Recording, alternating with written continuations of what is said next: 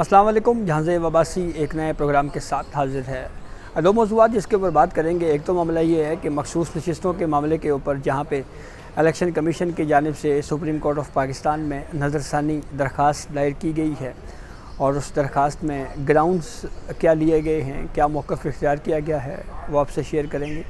और उसके साथ साथ जो इलेक्शन तरमीमी एक्ट 2017 का जो बिल है उसकी सदर मुमलिकत ने बाज़ाब्ता तौर के ऊपर मंजूरी दे दी है, इसका इफ़ेक्ट क्या होगा। और फिर तीसरा मौजू हमारा ये होगा कि अरशद शरीफ कत्ल केस के मामले के ऊपर जो प्रैक्टिस एंड प्रोसीजर कमेटी का इजलास हुआ था, इसके एक मरतबा पहले मिनट्स जारी हुए, लेकिन अब दो जजेस की जानिब से इजाफ़ी या तरमीम शुदा मिनट्स जारी किए गए हैं, जस्टिस मुनीब अख्तर और जस्टिस मंसूर अली शाह, जो कि दो इजलासों में कम अज़ कम हम देख रहे हैं कि एक जैसा व्यू ये दोनों जज साहिबान रख रहे हैं। और उसकी वजह से chief justice of Pakistan Qazi Faez Isa minority में जा रहे हैं बेंचेस की कंपोजिशन के मामले के ऊपर। एक मिसाल हमारे सामने मखसूस नशिस्तों के मामले के ऊपर रिव्यू की है, जिस पे चीफ जस्टिस काजी फ़ाइज़ ईसा की ये राय थी कि रिव्यू जो है वो क्योंकि प्रैक्टिस एंड प्रोसीजर एक्ट में भी ये लिखा हुआ है कि विद इन 15 डेज़ अगर कोई अर्जेंट मैटर हो तो इस पर रिव्यू फ़िक्स होना चाहिए। जबकि दो जजेस की राय थी कि कुछ जजेस छुट्टियों के ऊपर हैं, एक जज साहिबा इस वक्त बैरून मुल्क हैं, तो इसलिए ये रिव्यू जो है इसको छुट्टियों के बाद जो है वो समाअत के लिए मुकर्रर किया जाएगा। और दूसरा मामला अरशद शरीफ कत्ल केस के मामले के ऊपर चीफ जस्टिस काजी फ़ाइज़ ईसा की राय थी कि जस्टिस मंसूर अली शाह की सरबराही में 3 रुकनी बेंच को ही ये रिव्यू सुनना चाहिए, जबकि जस्टिस मुनीब अख्तर और जस्टिस मंसूर अली शाह का इस मीटिंग इजलास में ये मौक़िफ़ सामने आया कि पहले 5 रुकनी बेंच इस केस को सुन चुका है, इसीलिए अब भी जब ये केस दोबारा फ़िक्स हो तो 5 रुकनी बेंच में ही इसको सुना जाना चाहिए। तो इन तीन जो बड़ी डेवलपमेंट्स हैं उसके ऊपर डिस्कशन करेंगे। एक रिक्वेस्ट आपसे ये है कि हमारा चैनल सब्सक्राइब कर लें ताकि हर नई आने वाली वीडियो या अपडेट आपको बर वक्त मिल सके।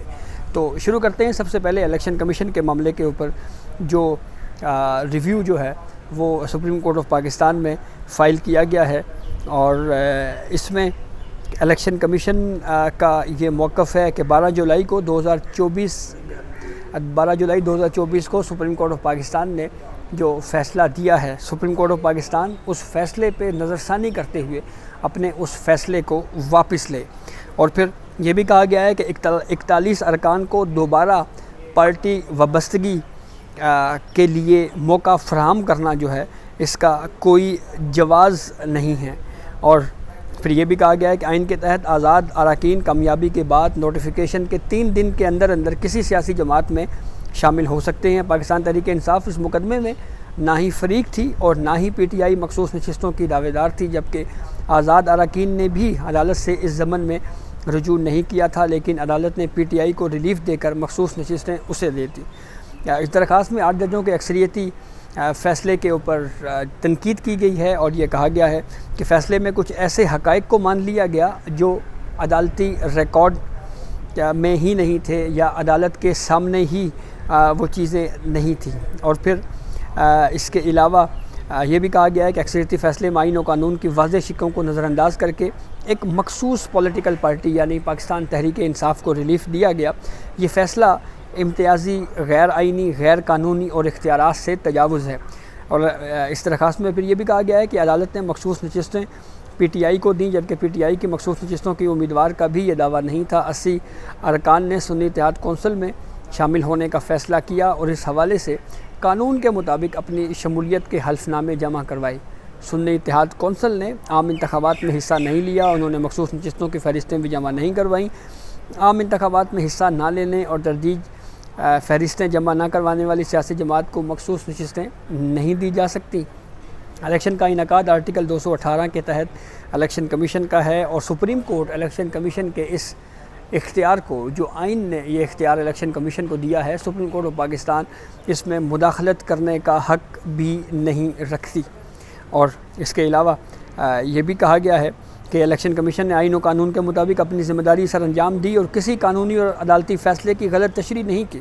हत्ता कि अगर अदालत ये समझती है कि आइन की गलत तशरीह की गई है या गलत तौर के ऊपर किसी फ़ैसले को समझा गया है, तो इस मामले पे ये दोबारा मामला इलेक्शन कमीशन को भेजना चाहिए था। इलेक्शन कमीशन ने 39 अरकान की हद तक फ़ैसले के ऊपर अमल दरामद कर दिया है। और फिर इस दरख्वास्त में ये भी कहा गया है कि 80 आज़ाद जीतने वाले उम्मीदवारों ने अपने बयान हल्फी जमा करवाई। उन्होंने अपनी रजामंदी से सुन्नी इत्तेहाद कौंसल में शमूलियत इख्तियार की। ये शमूलियत आइन के आर्टिकल 51 के ऐन मुताबिक थी और एक पार्टी में शमूलियत के बाद उनकी इससे वापसी मुमकिन नहीं हो सकती। मखसूस नशिस्तों के लिए तरजीहाती फ़हरिस्तें जमा करवाना आइनी तकाज़ा है। बाद में अगर ज़रूरी कानूनी इक़दामात ना करने पर सुन्नी इत्तेहाद कौंसल को मखसूस सीटें नहीं मिली तो वो आज़ाद उम्मीदवार जिन्होंने सुन्नी इत्तेहाद कौंसल में शिरकत इख्तियार की वो नताइज के ख़ुद ज़िम्मेदार हैं और अदालत दोबारा अरकान को कोई और सियासी जमात में शमूलियत इख्तियार करने का नहीं कह सकती।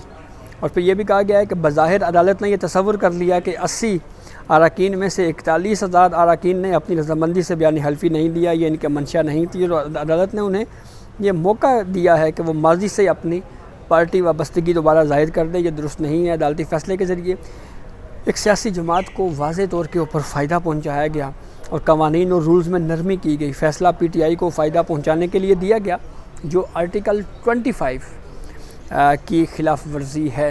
ये वो रिव्यू जो सुप्रीम कोर्ट में फ़ाइल किया गया है, कहा यह जा रहा है कि आज मुमकिन तौर के ऊपर हो सकता है प्रैक्टिस एंड प्रोसीजर कमेटी का फिर इजलास हो और उस इजलास में ये मामला जो है इसके ऊपर गौर हो सकता है, उसका इम्कान मौजूद है। अच्छा, अरशद शरीफ केस के ऊपर 5 रुकनी लार्जर बेंच की तश्कील के मामले पे प्रैक्टिस एंड प्रोसीजर कमेटी के मीटिंग मिनट्स में तरमीम करके इसको दोबारा जारी किया गया है।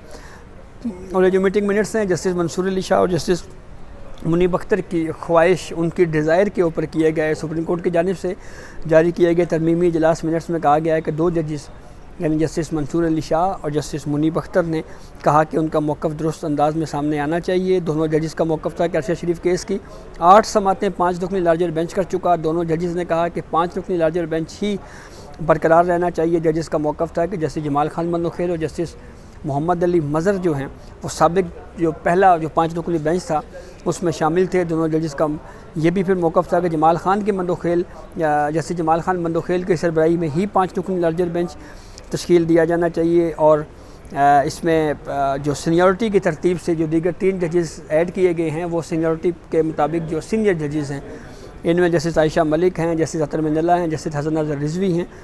और फिर मीटिंग मिनट्स के मुताबिक चीफ जस्टिस काजी फ़ाइसा ने कहा कि वो छुट्टियों में अपने बेंच के दिनों में पुराने जो शरीयत मुकदमात हैं वो छुट्टियों के बावजूद जो है वो सुनने के लिए ये रजामंदी जो है उन्होंने इसका इजहार किया है।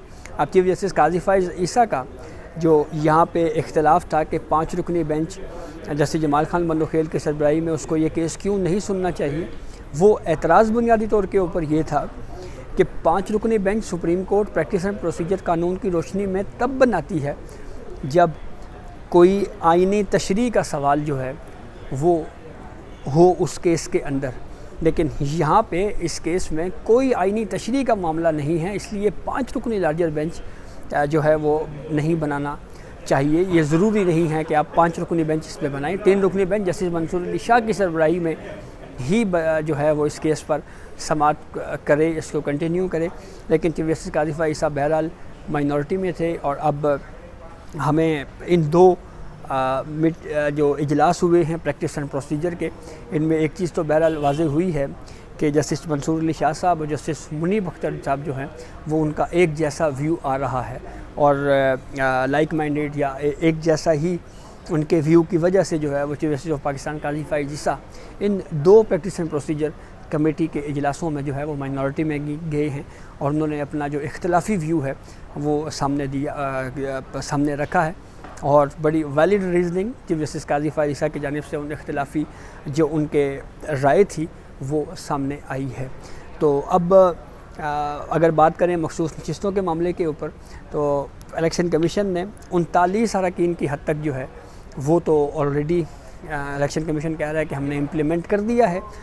तो ये जो कानून है जो अब पार्लियामेंट की जानिब से मंजूर किया गया है, ये भी यूँ लगता है कि जैसे 39 अरकान जो इलेक्शन कमीशन ने जिसको इम्प्लीमेंट किया है उससे मुताबिकत रखता है। 41 कैंडिडेट्स का इशू जो है वो इस वक्त तनाज़े का शिकार है और इस मामले के ऊपर इलेक्शन कमीशन ने सुप्रीम कोर्ट ऑफ पाकिस्तान से रुजू भी कर रखा है और इस मामले के ऊपर जो है वो इलेक्शन कमीशन को ये दुश्वारियाँ पेश आ रही हैं कि PTI का तंजीमी ढांचा नहीं है।